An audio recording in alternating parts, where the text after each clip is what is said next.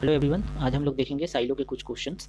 तो हम यहाँ पे देखते हैं 5 क्वेश्चन जो बैंकिंग क्रॉनिकल्स से लिए गए हैं। ठीक है, तो आइए स्टार्ट करते हैं। पहला देखिए 46 नंबर में क्या बोल रहा है, और रेसेस आर स्प्रिंट्स। तो हम डायग्राम बनाते हैं यहाँ पे, और रेसेस। ठीक है, और रेसेस आर स्प्रिंट्स। तो ये हो गया, और races are sprints. Some races are contest, तो सम रेसेस आर कॉन्टेस्ट। ठीक है, एक हम ये डायग्राम बनाते हैं। अच्छा, मैं यहाँ पे बताना चाहूँगा कि यहाँ पे भूल हो जाता है, कुछ स्टूडेंट्स इसको ऐसे बना देता हूँ, सम रेसेस आर स्प्रिंट्स, और यहाँ पे बना देंगे कॉन्टेस्ट। ठीक है, तो मैं ये बोल दूँ कि ये डायग्राम गलत है। इस तरह का डायग्राम बनाने से प्रॉब्लम हो जाता है। कैसे प्रॉब्लम हो जाता है वो अभी हम देखिए यहाँ पे देख लेंगे। इसका नियम ये है कि जो भी स्टेटमेंट में बोला जाता है बस हम उतना ही बनाते हैं, उसका वायोलेशन नहीं करते हैं। ठीक है, अब जैसे देखिए, अगर हम इसका कंक्लूजन देखेंगे, कंक्लूजन 1 और कंक्लूजन 2 चेक करेंगे, तो कंक्लूजन 1 में क्या बोला, सम कॉन्टेस्ट आर स्प्रिंट्स। तो सम कॉन्टेस्ट आर स्प्रिंट्स, इसमें भी सही हो रहा है, इसमें भी सही हो रहा है, तो पहला वाला तो सही हो जाएगा। लेकिन दूसरा वाला जब हम देखेंगे, ऑल कॉन्टेस्ट आर स्प्रिंट्स, तो देखिए ऑल कॉन्टेस्ट आर स्प्रिंट्स, इस वाले डायग्राम के हिसाब से ये सही होगा।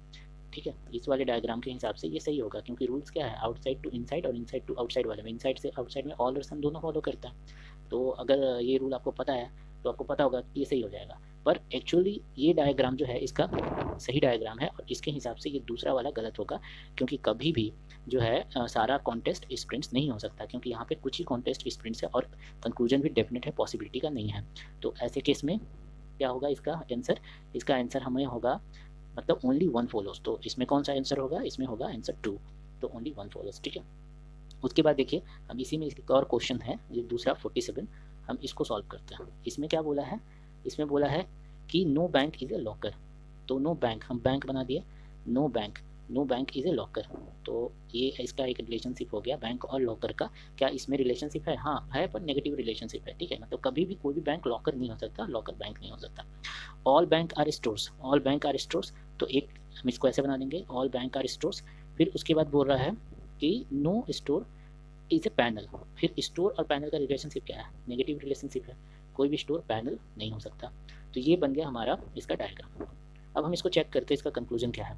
कंक्लूजन क्या बोल रहा है कि no store is a locker, no store is a locker, तो क्या कोई भी स्टोर लॉकर नहीं हो सकता। देखिए, हमें स्टेटमेंट में से क्या पता चलता है कि बैंक और लोकर का नेगेटिव रिलेशन है, स्टोर और लोकर के बीच में क्या रिलेशनशिप है हमको नहीं पता, क्योंकि कोई भी डायरेक्ट रिलेशनशिप स्टोर और लॉकर का नहीं बताया गया है। ऐसे केस में हम ये नहीं बोल सकते कि कोई भी स्टोर लॉकर होगा या नहीं होगा। तो जब भी कंक्लूजन को डिटरमाइन नहीं किया जाता, वैसे केस में हम कंक्लूजन को गलत मार्क करते हैं। ठीक है, जिसका आंसर होता है कैन नॉट बी डिटरमाइन, तो ऐसे केस में वो कंक्लूजन गलत हो जाता है। बट सेकेंड वाला जो हमारे पास वो है, ये कंक्लूजन है, इसमें क्या बोल रहा है कि no panel is a bank. तो देखिए, अगर कोई पैनल जो है, अगर वो स्टोर नहीं है, और ये स्टोर बैंक किसके अंदर आ रहा है, स्टोर के अंदर आ रहा है, तो कभी भी कोई भी पैनल बैंक नहीं हो सकता, ये तो डेफिनेटली नहीं होगा। तो इसलिए इसका आंसर होगा ओनली 2 फॉलोज।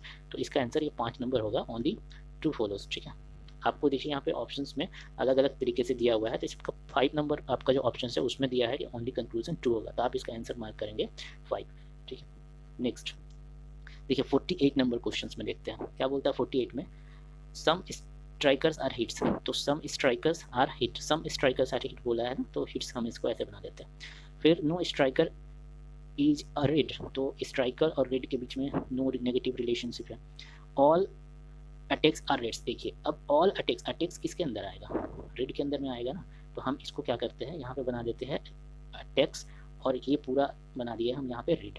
तो क्या हो गया, इससे ये पता हो गया, चल गया कि ऑल अटैक्स आर रेड। फिर उसके बाद हम कंक्लूजन चेक करते हैं, और क्या दिया है कंक्लूजन में कि some hits are definitely not reds, some hits are definitely not Reds.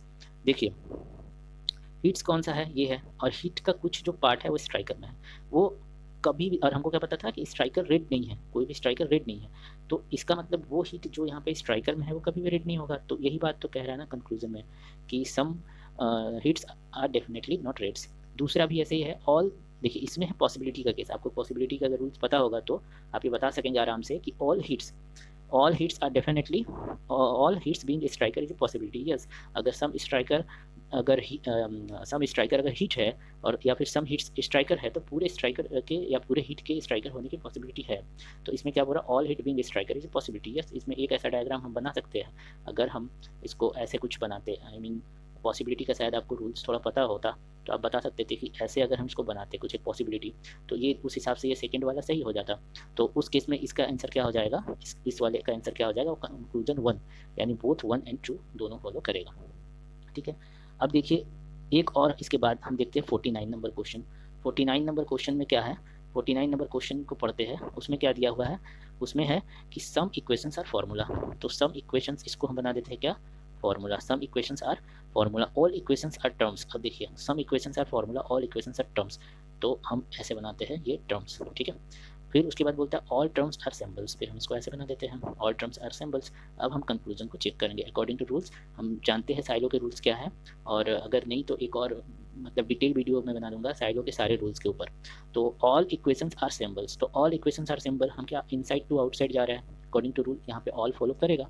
जब हम इनसाइड से आउटसाइड जाते हैं तो ऑल फॉलो करता है। फिर उसके बाद no symbol is a formula. देखिए हम जानते हैं कि with the positive statement negative conclusion does not follow, ये बात पता होना चाहिए। तो सारे यहाँ पे पॉजिटिव स्टेटमेंट है बट कंक्लूजन नेगेटिव है, तो ऐसे केस में दो गलत हो जाएगा, ओनली वन। इसका आंसर हो जाएगा क्या, इसका आंसर आपको देखिए इस ऑप्शन में यहाँ पे दिया हुआ है, कौन सा दिया हुआ है, इसका आंसर है 4 number, only conclusion one follow, तो आप इसका 4 मार्क कर देंगे, ठीक है। नेक्स्ट क्वेश्चन देखिए, इसमें बोला है सम स्ट्राइकर्स आर हिट, यही सेम स्टेटमेंट हम बना चुके थे पहले भी।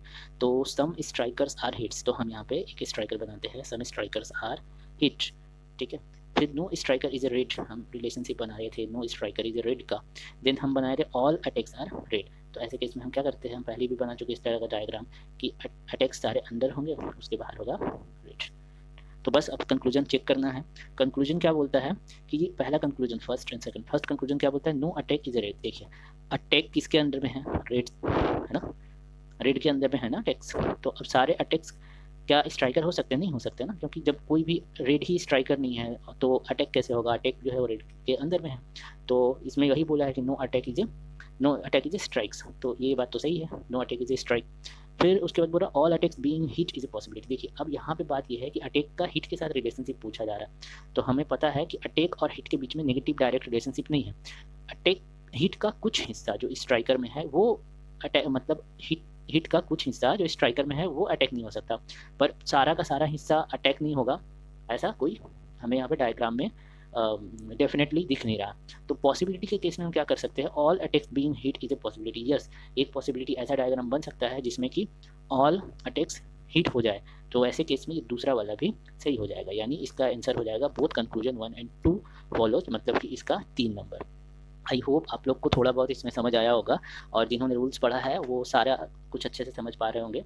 तो अगर आपको रूल्स पूरे डिटेल्स में पढ़ने हैं तो इसके भी एक वीडियो आ जाएंगे, तो वहाँ से आप देखने के बाद फिर प्रैक्टिस कर सकते हैं। इस तरह से हम लोग और भी बहुत सारे साइलो के क्वेश्चन और अलग अलग रीजनिंग और मैथ्स के क्वेश्चन करते रहेंगे। Thank you.